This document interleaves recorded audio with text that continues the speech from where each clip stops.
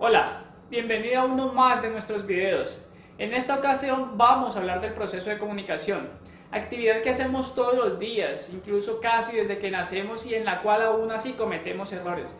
Este video está dirigido para todo público, tanto dentro del contexto laboral como por fuera del mismo. Y la idea es dar tips que nos permitan mejorar ese proceso de comunicación. La comunicación tiene muchas variables que podríamos estudiar: alcance, dirección, naturaleza, tipo, estilos y demás. En esta ocasión vamos a hablar de las características básicas. Y una de esas características es que la información debe ser clara. Es decir, el mensaje que yo transmito debe ser comprensible para la otra persona con base en lo que yo quiero decir. Entonces, si yo le estoy dando una retroalimentación a un empleado, pues la información debe ser lo suficientemente clara para que él no quede con la duda si lo estaba felicitando o le estaba llamando la atención.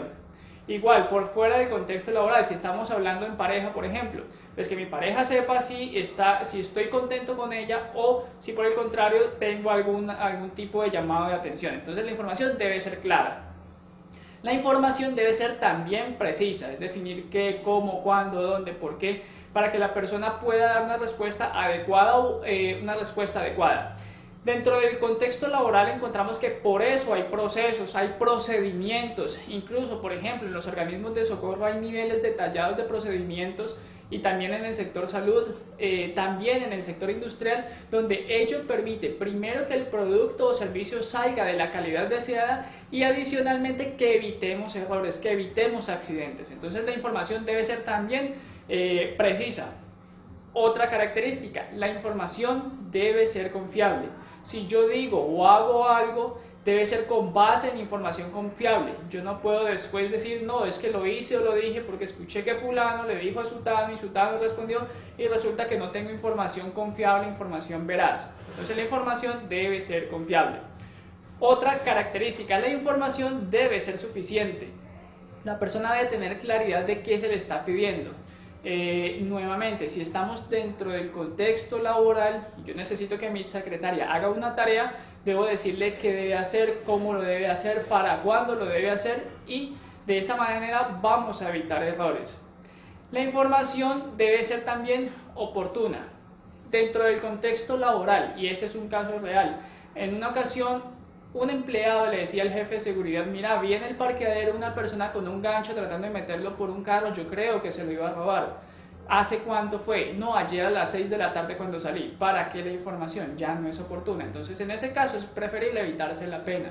Dentro del contexto extralaboral, le dicen a alguien: mira, te llamaron para una oferta laboral, que debes ir a una entrevista de trabajo. Sí, la dirección y por quién pregunto. No, no lo anoté o lo anoté y se me olvidó y se me perdió el papel. Entonces la información debe ser oportuna, ¿sí? La información debe ser también secuencial y esta es una de las cosas más difíciles de lograr. A veces en conversaciones incluso de dos personas, y más difícil aún si son más personas, todo el mundo pretende hablar al mismo tiempo. De esa manera no es posible escuchar a los demás y si no hay escucha, la comunicación no es efectiva. Entonces es importante que aprendamos a respetar el turno de la persona que está hablando. Cuando no lo hacemos, estamos transmitiendo inconscientemente un mensaje que la información que la otra persona no tiene no es valiosa y por tanto no merece ser escuchada. Entonces es una condición de respeto, es algo que muchas veces se pasa por alto hasta en las juntas directivas, entonces es algo que debemos tener en cuenta. Y la última característica y quizás la más difícil de todas es lograr congruencia. Congruencia entre lo que quiero, lo que pienso, lo que digo y lo que hago, ¿sí? Y miremoslo nuevamente en el contexto laboral. A veces decimos, no, es que nuestros empleados son el recurso más importante, y esas son las palabras, pero los hechos demuestran lo contrario. Hay inversión en equipos, hay inversión en mobiliarios, en materia prima, pero jamás en el desarrollo de los empleados. Entonces esto no es congruente y se pierde la credibilidad del discurso. Pasa también en la familia, no, mis hijos son lo más importante, pero no le dedica tiempo a esos niños que requieren ese acompañamiento.